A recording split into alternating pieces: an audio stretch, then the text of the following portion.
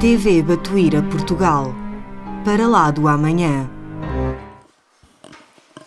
Boa tarde a todos, mais uma vez. Vamos lá pôr isto ao meu jeito, assim. E hoje, então, vamos conversar um bocadinho sobre esta parábola, a parábola do semeador. Antes de mais, talvez começando pelo princípio, não é? O que são realmente parábolas? E vamos dizer que o Evangelho diz-nos que são histórias curtas, compostas por factos cotidianos que explicam verdades morais. As parábolas eram comuns, obrigada Isabel, as parábolas eram comuns entre os judeus porque eram fáceis de ser lembradas e diziam muitas verdades. Desculpem. Diziam, ai... Espera lá, não preciso de água, preciso é que isto vá para baixo. Portanto, eram fáceis de ser lembradas, mas obrigada pela sugestão. E diziam muitas verdades em poucas palavras. Esta de que vamos falar hoje, então, encontra-se aonde? Encontra-se nos 3 evangelhos, só não está no de João. No Evangelho de Mateus, no de Lucas e no de Marcos. E está também no nosso Evangelho segundo o Espiritismo, no capítulo 17, pontos 5 e 6. Esta parábola é a primeira de um conjunto de 7 que Jesus disse no mesmo dia, nas margens do lago Genezaré, também chamado Mar da Galileia, é a mesma coisa. Fazem então todas parte deste primeiro grupo de sermões que Jesus deu. E eu vou dizer quais elas são. É então esta a primeira, a parábola do semeador, a parábola do trigo e do joio, a do grão de mostarda, a parábola do fermento, a do tesouro escondido, da pérola e a parábola da rede. E esta parábola do semeador é uma das mais populares. E segundo um grande espírita, Cair Bar Schutel, ele chamou-lhe a parábola das parábolas, porque nos traz um resumo das características que predominam em todos nós e também porque nos ensina a distinguir estas mesmas características pela boa ou má vontade com que vamos receber os ensinamentos. Os ensinamentos, claro, de Jesus, isto é, a boa nova, que é um outro nome para o Evangelho, e também é chamado, estes ensinamentos são as leis morais que Jesus nos trouxe, porque a verdade é que ela é só uma, mas é recebida por cada um de nós de maneira diferente. É sempre a mesma, mas a variedade de espíritos que habitamos a Terra, interpretamo-la sempre de acordo com a nossa evolução. Mas antes de relembrarmos o texto, vamos ainda apresentar o contexto em que ela está inserida, ou esteve inserida, melhor dizendo. Então, os habitantes da Galileia eram principalmente pescadores, agricultores e pequenos comerciantes. Sob o domínio dos romanos, eram obrigados a pagar impostos altíssimos e a viverem na pobreza. Por isso, quando Jesus apareceu, houve um grande impacto. Entre muitas outras coisas, ele dizia que o verdadeiro vencedor é aquele que supera a sua própria inferioridade moral. E o que é um facto é que, através da sua poderosíssima, extraordinária vibração que emanava dele, as pessoas sentiam-se cheias de esperança, elas ficavam fascinadas pelas suas palavras, mas principalmente elas ficavam fascinadas pelas suas atitudes. Diante de Jesus, todos os problemas de todas as pessoas que o ouviam perdiam a gravidade devido aos esclarecimentos que ele dava e também porque ele usava imagens corriqueiras que todas as pessoas conheciam e até viviam. Mas então, para se chegar ao Mar da Galileia, onde Jesus, na zona onde Jesus foi pregar, então, este grupo de 7 parábolas, era preciso atravessar um campo de trigo. E esse campo de trigo tinha um caminho que ia até à praia. E nas margens dele, o chão estava duro por causa da passagem, não só das pessoas, como também de cavalos e de mulas. E era formado esse chão por terra rochosa, em que uma parte dessa terra tinha urtigas, que nós sabemos são plantas espinhosas. E então, usando esta imagem que todos conheciam, Jesus então contou esta parábola que continha ensinamentos muito profundos. E eis lá aqui. Naquele dia, Jesus saiu de casa e sentou-se à beira-mar. Reuniu-se-lhe uma tão grande multidão que teve de subir para um barco onde se sentou, enquanto toda a multidão se conservava de pé na praia. E falou-lhes muitas coisas em parábolas. Disse ele: o semeador saiu para semear. Enquanto semeava, algumas sementes caíram à beira do caminho, e vieram as aves e comeram-nas. Outras caíram em sítios pedregosos, onde não havia muita terra, e logo brotaram, porque a terra era pouco profunda. Mas logo que o sol se ergueu, foram queimadas, e como não tinham raízes, secaram. Outras caíram entre espinhos, e os espinhos cresceram e sufocaram-nas. Outras caíram em terra boa e deram fruto, umas 100, outras 60 e outras 30.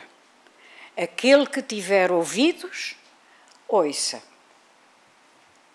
Vamos então agora tentar perceber o que é que Jesus queria efetivamente dizer ao pronunciar esta parábola. Então, vamos ver.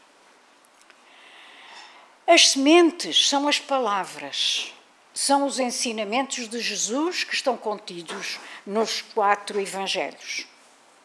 Os diferentes terrenos em que as sementes foram deitadas somos nós, a variedade de seres humanos. E o semeador?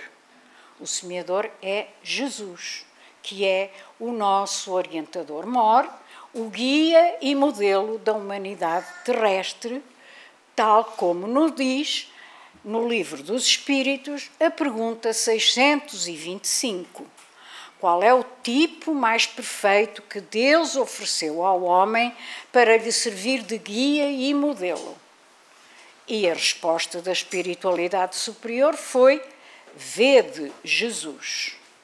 Portanto, e tal como acabamos de vos dizer, as sementes são as palavras, os ensinamentos de Nosso Senhor Jesus Cristo. E Ele é efetivamente o semeador que nos conhece melhor do que ninguém, porque a Ele nada, absolutamente nada, pode ser escondido. E então estas várias sementes do crescimento que a vida nos oferece vão encontrar em nós muitos terrenos. Depende de nós. Às vezes nós somos espinhos ou espinheiros. Outras vezes nós somos terra boa. Ao comentar esta parábola no capítulo 17 do Evangelho segundo o Espiritismo, a certa altura Kardec vai dizer que ela representa perfeitamente as várias maneiras pelas quais podemos aproveitar os ensinamentos do Evangelho. Ele vai continuar e vai nos dizer quantas pessoas há, na verdade, para as quais eles, ou seja, os ensinamentos, não passam de letra morta, e que, tal como a semente caída sobre pedregulhos, nenhum fruto dá. Ou seja, o que é que Kardec quis dizer com isto? Que todos nós temos possibilidades de assimilação diferentes.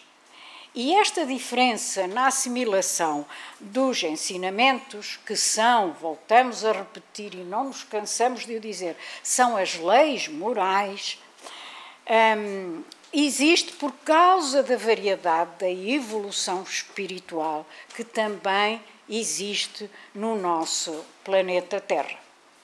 Temos aqueles que compreendem os ensinamentos de Jesus e que os praticam sem qualquer resistência. E temos aqueles outros que só os aceitam depois de muita resistência e só depois da dor intensa ter chegado até nós. Ainda no Livro dos Espíritos, na pergunta 619, Kardec inquiriu aos instrutores espirituais, esses sábios da espiritualidade maior: Deus facultou a todos os homens os meios de conhecerem a sua lei? E a resposta foi: todos podem conhecê-la, mas nem todos a compreendem. A cada nova existência, o homem compreende melhor o que é o bem e o que é o mal. E mais adiante, na pergunta 804, Kardec volta a perguntar: por que é que Deus não concedeu as mesmas aptidões a todos os homens? E a resposta foi: Deus criou todos os espíritos iguais, mas cada um deles vive há mais ou menos tempo e, por conseguinte, possui mais ou menos aquisições. A diferença entre eles está na diversidade das suas experiências e da vontade com que procedem. Vontade esta que é o livre-arbítrio. E para compreendermos tudo melhor, vamos ainda ver a pergunta 779. Vamos recuar um bocadinho no Livro dos Espíritos. O homem vai buscar nele próprio a força para progredir, ou o progresso é apenas produto de um ensinamento? E a resposta: o homem desenvolve-se por si mesmo naturalmente, mas nem todos progridem ao mesmo tempo e da mesma maneira. É então que os mais adiantados auxiliam o progresso dos outros através do contacto social. Mas Kardec faz ainda outro comentário que é importante para nós hoje, relativamente à questão 783, sobre o aperfeiçoamento da humanidade, e esse comentário começa assim: o homem não pode manter-se perpetuamente na ignorância, porque deve atingir o objetivo estabelecido pela providência. Ele esclarece-se pela força das coisas, ou seja, pelas experiências. Mas não ficamos só com o Livro dos Espíritos e Kardec, e a espiritualidade superior, claro. O benfeitor Emmanuel também nos vai esclarecer no livro Pão Nosso, no capítulo 25, vai nos dizer assim: Jesus é o nosso caminho permanente para o divino amor. Junto dele seguem esperançados todos os espíritos de boa vontade, aderentes sinceros ao roteiro santificador. Desta via bendita e eterna procedem as sementes da luz celestial para os homens comuns. faz-se imprescindível muita observação das criaturas para que o tesouro não lhes passe despercebido. A semente santificante virá sempre entre as mais variadas circunstâncias. E depois destes esclarecimentos, vamos então agora à interpretação do texto. Naquele dia, Jesus saiu de casa e sentou-se à beira-mar. Jesus estava sentado à beira-mar à espera do momento de atender os espíritos necessitados e de os encaminhar para os ajustes de que eles precisavam de acordo com a lei de causa e efeito. A seguir, reuniu-se-lhe uma tão grande multidão que teve que subir para um barco onde se sentou, enquanto toda a multidão se conservava na praia. Ora, aqui está o atestado de autoridade moral de Nosso Senhor Jesus Cristo. A multidão aproximou-se dele, atraída pela sua poderosíssima vibração, como já dissemos. E, pelo facto de estar de pé, a multidão mostra, portanto, a sua disposição para receber as orientações do Mestre. Ela estava de pé, isto é, ela estava preparada para aprender. Ela estava preparada para receber os ensinamentos daquele ser extraordinariamente humano, humilde, sincero. Vamos continuar. E falou-lhes de muitas coisas em parábolas. E começou por dizer: o semeador saiu para semear. A mensagem de Jesus Cristo implica, então, o lançamento das sementes, ou seja, das leis morais, dos ensinamentos dos seus evangelhos, nos diferentes terrenos humanos, de que já falámos, visto que tanto o Evangelho de Jesus como a doutrina espírita trabalham sempre a semente e muito pouco o fruto. Ou seja, o que é que nós queremos dizer com isto? Queremos dizer que devemos sempre semear o Evangelho, independentemente dos terrenos e das circunstâncias, sem esperar nunca pelos resultados dessa mesma sementeira. É para isso que nós aqui estamos, é para aprender a tornar-nos melhores, não é? Para aprender também, através das nossas atitudes, a disseminar um pouco, naquilo que pudermos, os evangelhos, o Evangelho de Nosso Senhor Jesus Cristo, basicamente e mais concretamente, através do Evangelho segundo o Espiritismo, que esse explica melhor, com uma linguagem mais moderna, mais acessível do que a linguagem do Novo Testamento, tudo aquilo que nós devemos fazer. Portanto, vamos semear, vamos, dentro daquilo que sabemos, vamos ensinar aqueles que sabem menos do que nós e não nos vamos preocupar se essas pessoas não vão seguir aquilo que lhes ensinamos, nada disso. Como é que eu ia dizer? A raiz está lá. Foi lançada, a semente foi lançada. Não é? Agora, ela tem que frutificar. Pode levar mais ou menos tempo, se ela estiver mais enterrada na terra, para chegar até ao início, ao plano, digamos, como é que se diz? Ao plano... Não é nada disso, mas está bem. Mas agradeço a boa vontade. Portanto, para chegar à terra, não é? porque ela está enfiada lá no fundo, no chão, para chegar ao... ela vai demorar mais ou menos tempo.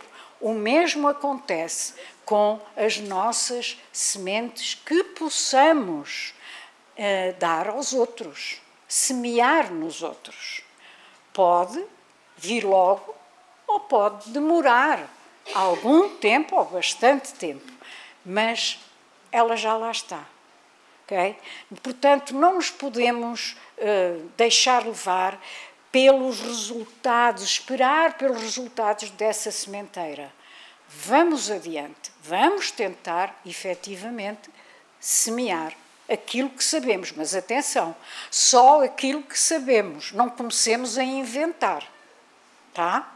Só aquilo que já conhecemos, que já sabemos. Vamos continuar.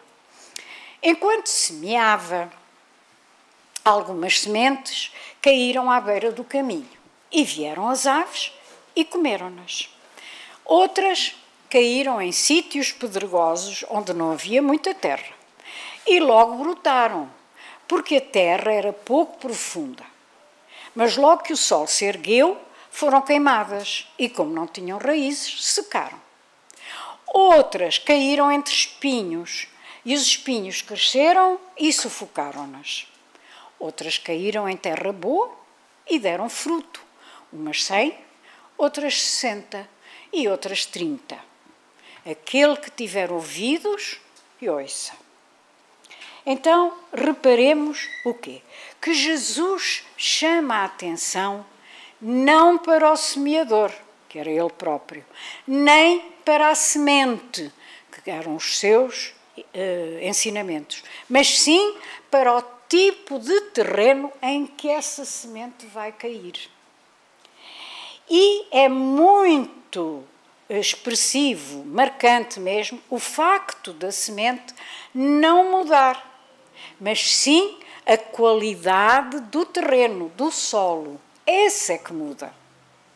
Então, os diferentes tipos de terreno simbolizam, já falámos disso logo no princípio, a variedade de pessoas que existem na Terra, representando então o estado intelectual e moral de cada um de nós. E, portanto, nesta parábola aparecem-nos 6 tipos psicológicos diferentes. O tipo à beira do caminho, que já vamos falar, do sítio pedregoso, do entre espinhos, e então 3 perfis de terra boa, que produzem 30, 60 e 100.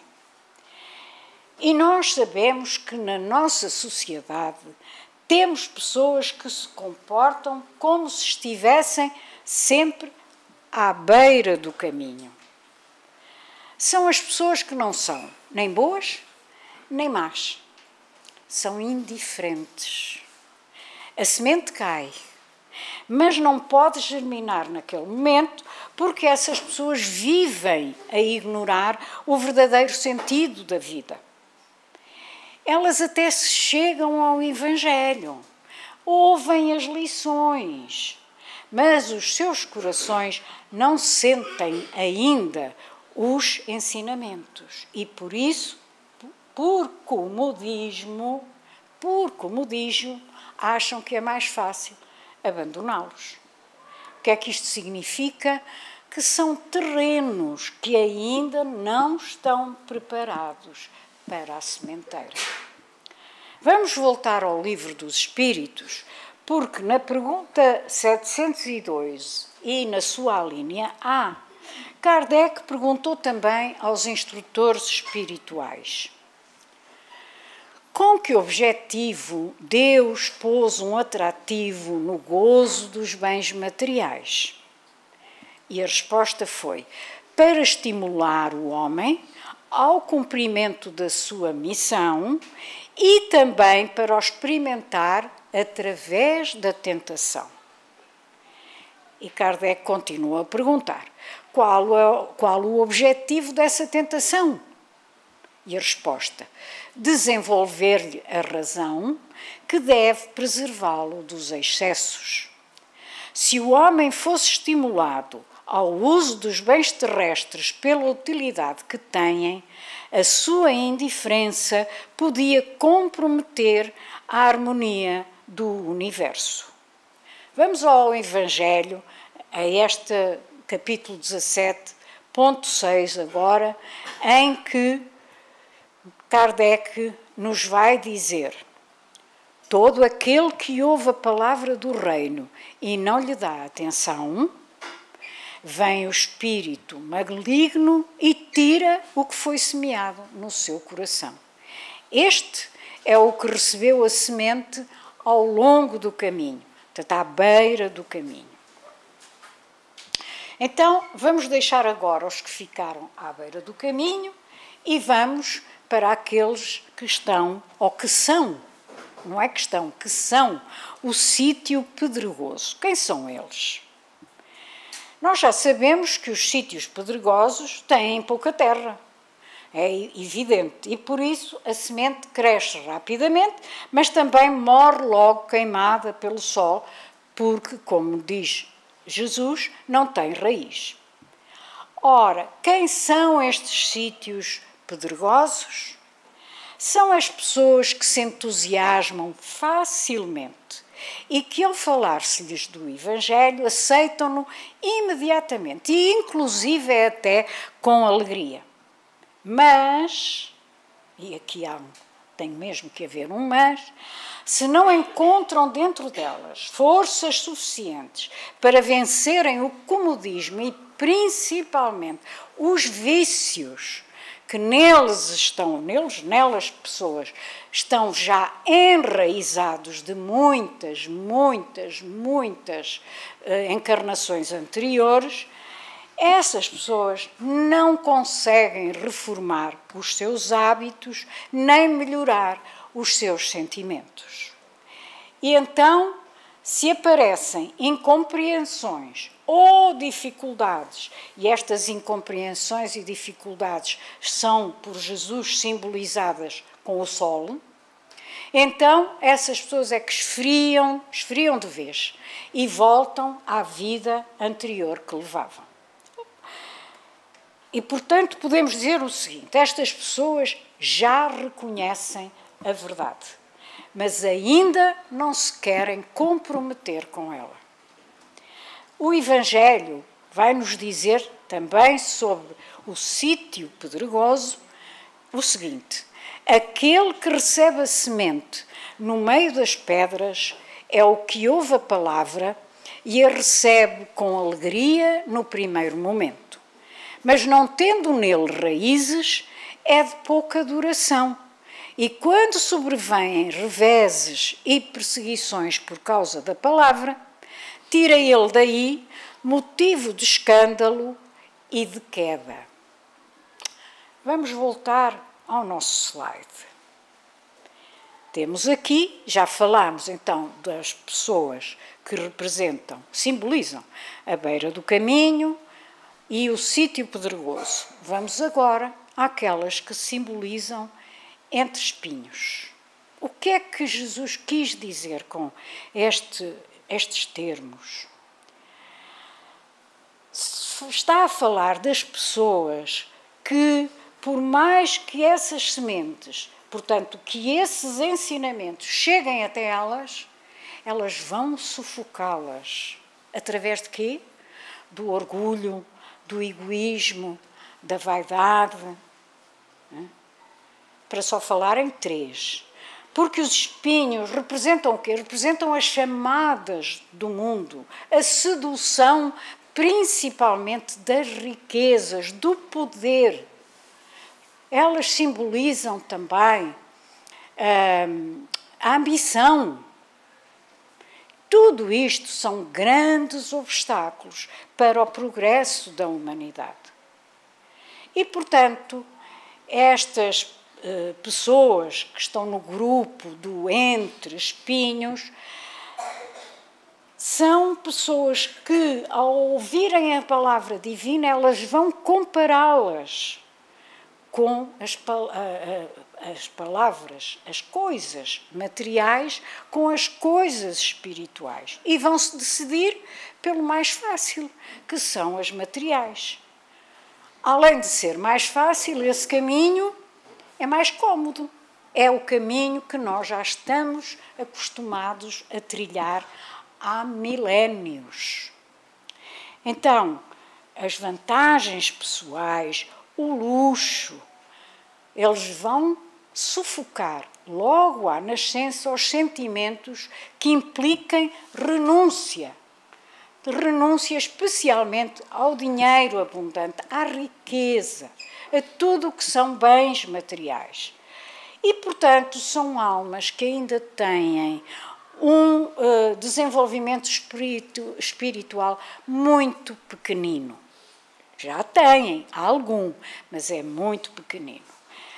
Mais adiante, voltamos ao Livro dos Espíritos e falamos da 712 e da sua alínea A. Agora vamos falar da 714 e também da sua alínea A e vejamos o que Kardec perguntou. O que se deve pensar do homem que procura nos excessos de todos os géneros um refinamento para os seus prazeres? Olhem a resposta dos espíritos sábios.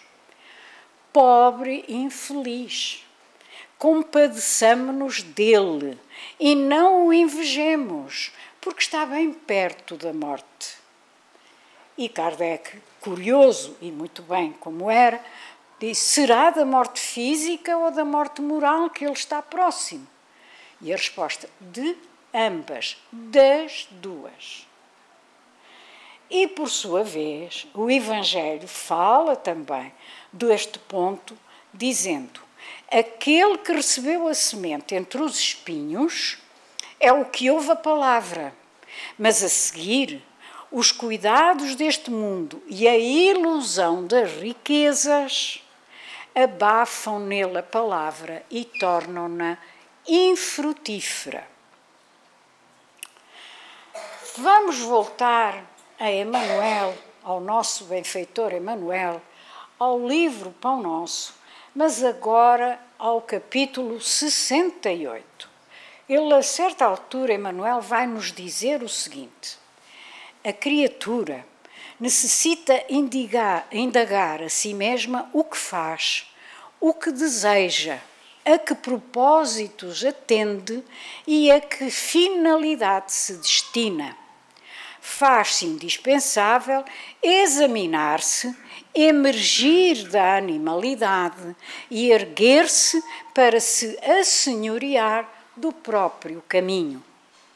Isto é o que nós devemos fazer e que ainda é tão difícil para muitos de nós.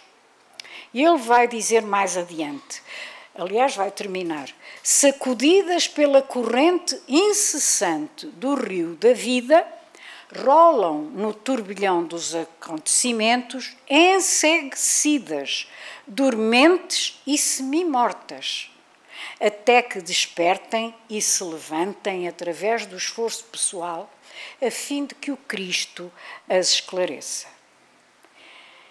E vamos então continuar com os restos dos 3 perfis psicológicos desta parábola, que é tão importante para todos nós, pelo menos eu acho que é, e vamos então ver quais são esses outros perfis. Então, os perfis da terra boa são aqueles que produzem 30, 60 e 100. Quem somos estes perfis? Somos todos nós que já procuramos um outro sentido para a vida e que vemos como uma dádiva de Deus a nossa reencarnação. Porque nós sabemos que cada reencarnação nós vamos avançando, pode ser muito pouquinho, mas vamos sempre evoluindo. Nós, os da terra boa, que somos todos nós, é evidente, procuramos remexer na terra para produzirmos de acordo com a fertilidade dela. Diz-nos o Evangelho ainda o seguinte: aquele, porém, que recebeu a semente em terra boa é o que ouve a palavra, que lhe presta atenção, e ela frutifica e rende 100, 60 ou 30. Portanto, 30 por 1. Nosso Senhor Jesus Cristo vai-nos falar aqui em 3 géneros de terra boa. Os que produzimos 30 somos aqueles que começamos a fertilização da nossa própria vida. Já estivemos noutros perfis, já estivemos à beira do caminho, já estivemos nos sítios pedregosos, já estivemos entre espinhos.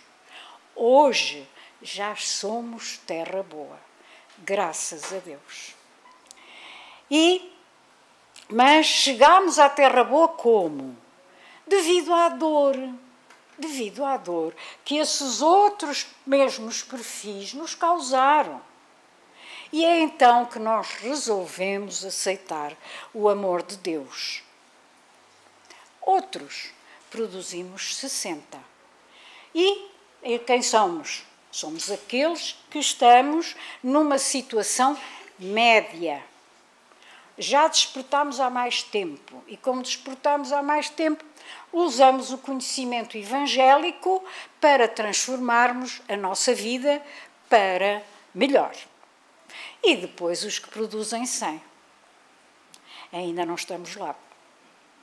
Eu acho que não. Mas para lá caminhamos, claro. São aqueles cujas vidas já estão cheias de sentido e já estão plenos de comunhão com Deus. Esses são aqueles, os dos 100. Portanto, digo eu, devemos fazer uma análise, verificar quanto há em nós de cada um dos géneros de terreno e o que é que precisamos de fazer para nos transformarmos, sempre para melhor, até alcançarmos o patamar de uma terra boa e generosa, porque o semeador, que é Jesus, saiu a semear. E as sementes caíram, os seus ensinamentos, as leis morais que ele nos trouxe. Portanto, a semente que cai num terreno fértil, numa terra boa, é um coração que já está mais maduro e, portanto, está mais receptivo a compreender e a ouvir o Evangelho. É aquela pessoa que já está disposta a aceitar novas aprendizagens e a renunciar, que é isso que é o mais difícil, às antigas e infelizes conquistas. Nós vemos e sabemos que esses ensinamentos do Evangelho, quando chegam às pessoas da terra boa, são assimiladas naturalmente. Mas, lá está, por isso é que Jesus falou em 30, 60 e 100. Mesmo neste terreno fácil, cada qual vai produzir de acordo com o seu grau de progresso espiritual. E por isso, uns vão produzir mais, outros vão produzir menos. 30, 60 ou 100. E finalmente, Jesus disse: aquele que tiver ouvidos, ouça. Este é o alerta que nos informa de que é preciso não só ouvir os ensinamentos propriamente ditos, mas também aprender a identificar as oportunidades de crescimento. E por isso, a pessoa não perde tempo com lamentos, com choros ou com protestos. Vamos andar sempre em frente. A pessoa conhece bem as dificuldades que a rodeiam, mas não para. Ela trabalha constantemente, guiando-se pelas intuições também pelas inspirações que lhes são trazidas pelos benfeitores espirituais. Por isso, meus amigos, não tenhamos dúvidas de que o seguidor, o adepto sincero do Evangelho, esse é a terra boa. E, como está inspirado exatamente pelo Evangelho de Jesus, da Boa Nova, esforça-se por viver esses mesmos ensinamentos e, ao mesmo tempo, não só os quer viver, como vai tentar aliviar as dores do seu próximo.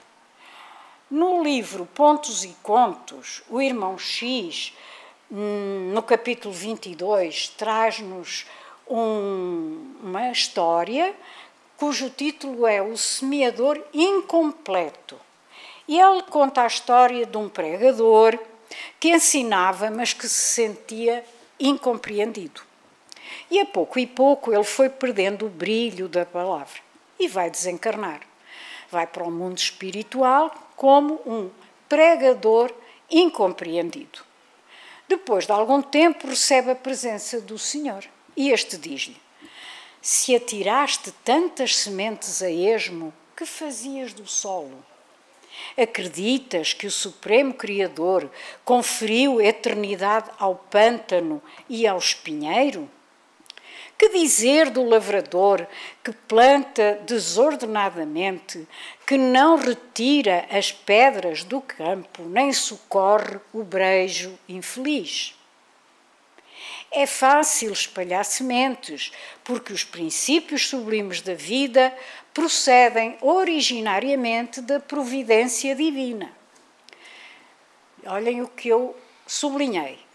A preparação do solo, porém, exige cooperação direta do servo disposto a contribuir com o próprio suor. Ora, isto é que é o importante, é a nossa contribuição. E tal como o irmão X, nesta mensagem que acabámos de ver, neste capítulo 22, também Emmanuel, esse grande amigo e benfeitor, no mesmo capítulo 25 de que falámos no início, vai alertar-nos ao dizer que se o terreno do teu coração vive ocupado por ervas daninhas, e se já recebeste o princípio celeste, cultiva-o com devotamento, abrigando-o nas leiras da tua alma. O verbo humano pode falhar, mas a palavra do Senhor é imperecível. Aceita-a e cumpre-a, porque se te furtas ao imperativo da vida eterna, cedo ou tarde, o anjo da angústia te visitará o espírito, indicando-te novos rumos. Mas não só. Olha, num dos outros livros de Emmanuel, no Caminho, Verdade e Vida, no capítulo 35, ele vai nos falar da sementeira do bem ou do mal nas nossas vidas e de como isto, claro, afeta o nosso desenvolvimento espiritual. Porque nós sabemos, e ele também o diz, que a sementeira do bem promove o nosso crescimento evolutivo em direção a Deus. Ao passo que a sementeira do mal o que vai fazer é que vai provocar estacionamento. Logo, vai provocar atraso no nosso progresso. E ele vai acabar, nesse livro, No Caminho, Verdade e Vida, para dizer o seguinte: somente o bem pode conferir o galardão da liberdade suprema, representando a chave única, suscetível de abrir as portas sagradas do infinito à alma ansiosa. Haja, pois, suficiente cuidado em nós cada dia, porquanto o bem ou o mal, tendo sido semeados, crescerão junto de nós, de conformidade com as leis que regem a vida. Ou seja, e para concluirmos, vamos ter que ter muito cuidado com aquilo que semeamos. a fim de só colhermos bons frutos, não é? E para isso só temos um caminho, mas é fácil. É ouvirmos todos os dias a nossa consciência e fazermos-nos duas perguntas que são fundamentais. A primeira, tenho feito todo o bem que posso? E a segunda, tenho evitado fazer todo o mal? Aqui fica para a nossa reflexão. Muito obrigada a todos e muita paz.